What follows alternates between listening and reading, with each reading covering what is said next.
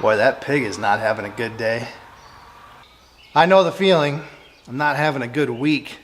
So far, I failed to fix 3 vehicles, and in the process, also failed to make a video. I think I forgot how to fix things. Sure feels that way. To be fair though, those vehicles average 36 years old, which might be a big part of the problem. Anyway, I'm going to try to take this week's lemons and squeeze them into some very bitter lemonade. Let's start with the turbocharged elephant in the room. This is the 05 Silverado that I put a turbo on. It's leaking oil. Not a lot of oil, but I ran it in the bay for an hour yesterday and I got 1 drop on the floor, which is more than the acceptable number of drops, 0. It's coming down on the back of the engine, between the engine and transmission. There's only one thing that passes oil back there, and that's the oil drain tube. My theory is that I must have marred the face or scratched it when I was trying to pry it past the up pipes. It's so tight back there. Unfortunately, it is literally bolted to the bottom of the turbo. There is no way to get to it without pulling the turbo, which I would rather eat my own hand than pull that turbo back off, but I just don't see where we have a choice. 12-hour job by the book. All right, it's about 9:30. I'm gonna just tear into it. Maybe I'll set up some kind of a time lapse. We don't need to rehash this whole thing. I gotta move quickly. It's supposed to be very hot and the bugs are crazy, the black flies. Yeah, usually it goes faster the second time. All the bolts come loose and you got all the tools ready. It's fresh in your mind. Let's see what happens.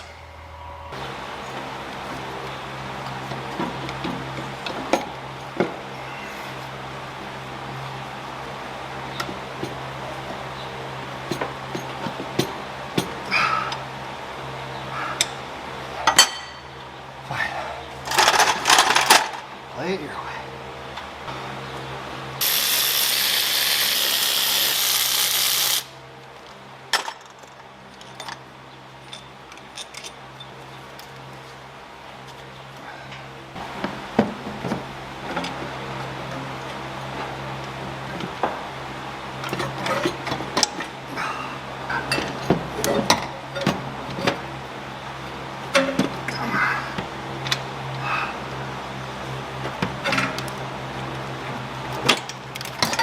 There it is. Just past noon, so it took me about 2.5 hours. That's a pretty major improvement over last time. So this is the oil drain tube here, and it's a little beat up where I was prying on it. That's a factory dent, don't worry about that. But the flange is in good shape, and you can see I cleaned it up. Really nothing wrong with that, but you can see the problem on the gasket. If you look right here, that is some dirt or grease or something that fell on top of the gasket and then got sandwiched by the flange. And it was just enough to hold that gap open and cause a small oil leak. Yeah, I thought I cleaned everything up, but I guess not. Yeah, you can really see it there. Okay, well, lesson learned. I ordered a new drain tube. I'm going to go ahead and install it because I do not, under any circumstances, want to do this for a third time.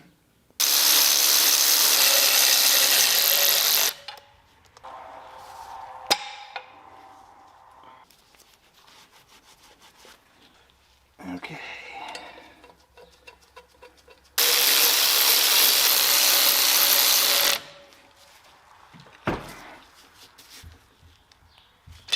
Yeah, that's it. It's ready to go back together. I'll try to explain kind of the big problem here. So the oil return tube has to go underneath of this up pipe. And if we could take this up pipe off, it wouldn't be too bad of a job. But the bolts that attach it to the exhaust manifold are completely seized up. And if I break those off, I'm going to have way bigger problems than what I already have. What I did before is I pried up the up pipe, and then at the same time I pried up the return tube and slid it over the studs and down onto the gasket. But when I did that, I must have knocked a piece of junk or maybe some of this insulation loose, and it got trapped in there and caused the oil leak. So what I'm going to do this time, kind of my Duramax life hack, is take the studs out. So if you use an inverted Torx, you can take these studs right out of the block, and they're not that tight. The only problem is you got to kind of bend the up pipe the other way. You got to bend it back in order to get access to the top of the stud. But that's still easier than bending it up to shove the drain tube under it. This is a terrible design. Most people just take the cab off, which honestly at this point would have been a lot easier. Yeah, I can't even try to show you how this thing goes back together. I'm going to glue the gasket in place, set everything down, and then I'll screw the studs in once everything's lined up from the back where I can't see it. Yeah, so much fun.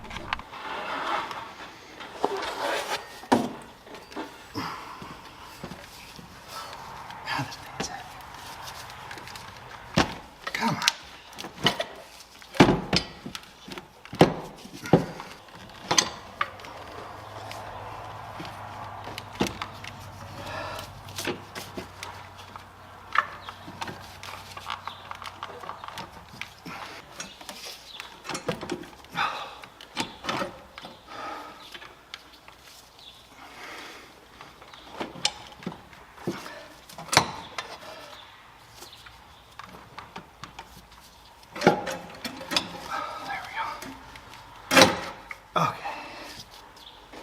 Man, that sucks. It's like borescope inception. All right, the important parts, I think, are reconnected. I'll try to show you the drain tube. So like I said, it is right underneath of the up pipe from the driver's side, which makes it not fun to install and remove. But I do think pulling the studs out is definitely the way to go. There's a better look so you can see the gasket and the gasket goo.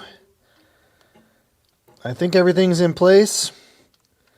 Unfortunately, we cannot test it without putting everything back together. And if we have a problem that we need to fix, we of course have to take everything back apart.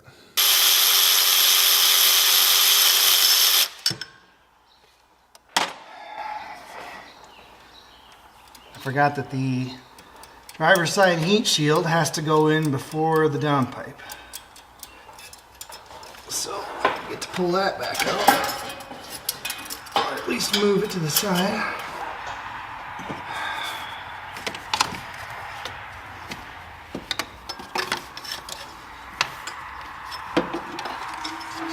Now the other fun thing is that this fiberglass insulation on the firewall is all coming apart. So, after working on this truck all day, you're nice and itchy. It's a fun little bonus.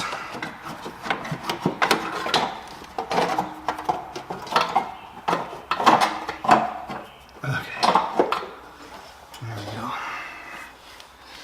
I don't know, I know people like these Duramaxes, but I am not one. I actually really think it's going to get to the point pretty quickly where I can't work on diesel pickup trucks anymore. They're so complicated. I can't make any money at it. It's getting to be one of those specialty things where it has to be the only thing you do is work on diesels, and maybe work on one specific kind of diesel. There's so many special tools you need and specialized knowledge you have to have.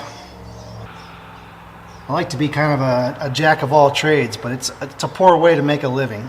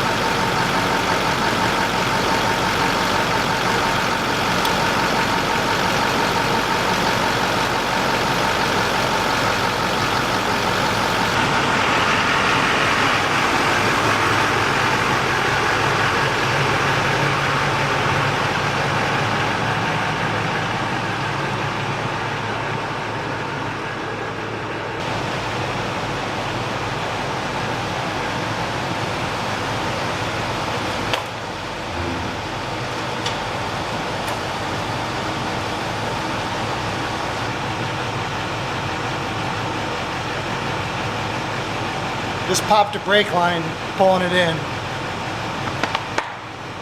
Can't win for losing. Well, the good news is I think the Silverado is fixed.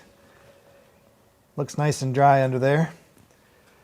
The bad news is the Buick has catastrophically ruptured a brake line. Yeah, that's not good. Pretty common problem on these. You can see somebody's already been here before. We got the compression fitting splice. All the rest of the brake lines coming out of that ABS module look pretty sketchy. I think it's the ones going across the bottom that blew out. So that's no fun to fix. No fun at all. Okay, well, so here's the deal with this car. It has a very, very intermittent stalling problem. It's like you just turned off the key, but there is no rhyme or reason to it, and I cannot catch it in the act. I kind of caught it the other day, but by the time I got the scope hooked up, it had already fixed itself. 95 LeSabre. It's got the legendary 3800 V6. The customer complaint is that it runs fine, but every once in a while the engine will stall. It doesn't stumble, it doesn't hesitate, it just shuts off like you shut off the key. Sometimes it'll start right back up, sometimes you have to let it sit for a minute or two, and then it starts right back up. I ran this car yesterday for over an hour and never had any problems at all. Today, it started right up and then it stalled. Then it started right up and it stalled. And now, it won't start at all. And that is fantastic, because the hardest part of an intermittent problem is duplicating it.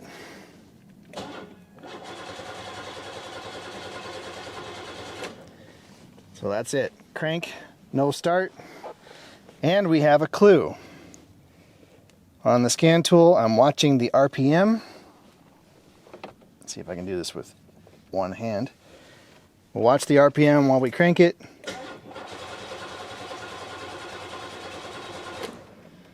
No RPM. So, initially I thought maybe we had a bad PCM or a bad power relay of some kind. Now I'm pretty sure we have a bad crank sensor or cam sensor or whatever these things use. So we're going to try to test that real quick. See if we can get a confirmation while it's still broken. I think I'm tapped into the crank sensor at the ignition module. It's kind of hard to tell. All the wires are bleached out and white, but pretty sure I'm in the right spot. So I got the scope set up. I'm gonna go crank it and we'll see what we get. Sure. That's not helpful. Let me see if we can discern anything from this test. Probably not. Dang it. How long am I gonna have to wait for that to happen again? It's pretty hard to fix things when they're not broken. The only clue I have is the RPM signal drops to 0. I believe that comes from the crank sensor. Then it goes through the ignition module and then up to the ECM. Any of those components could be faulty. I was ready to throw some parts at it. I bought a cheap crank sensor. I figured we would just proceed in order of expense. That's the cheapest part. But I don't know, this brake line kind of changes things. I hate to be that guy, but I do not want to put brake lines on this car. I've done it before, and it's not a fun job. I don't even know if it would be worth it. You know, this thing is 30 years old.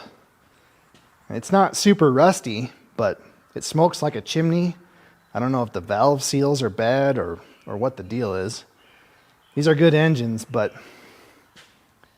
I don't know, this car's old. Yeah, I think we're going to have to hold off on this project for now. I'll talk to the customer. I would bet that he's going to scrap this thing.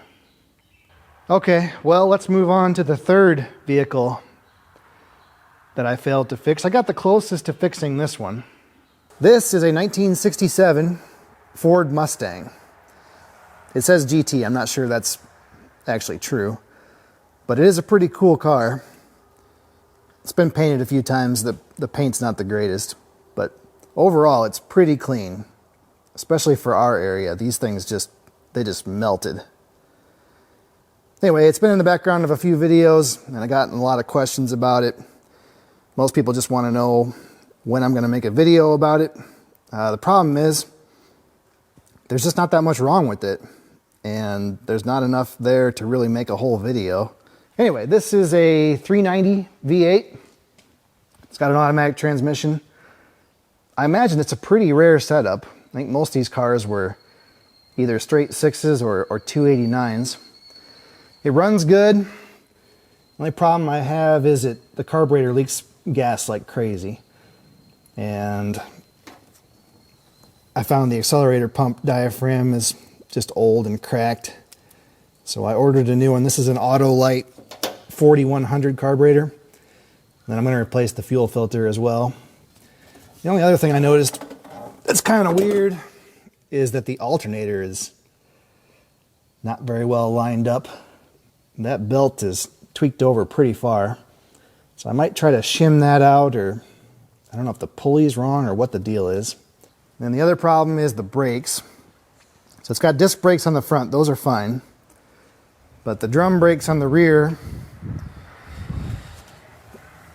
oh, they were kind of making some noise. You can see the problem is the car just never gets driven.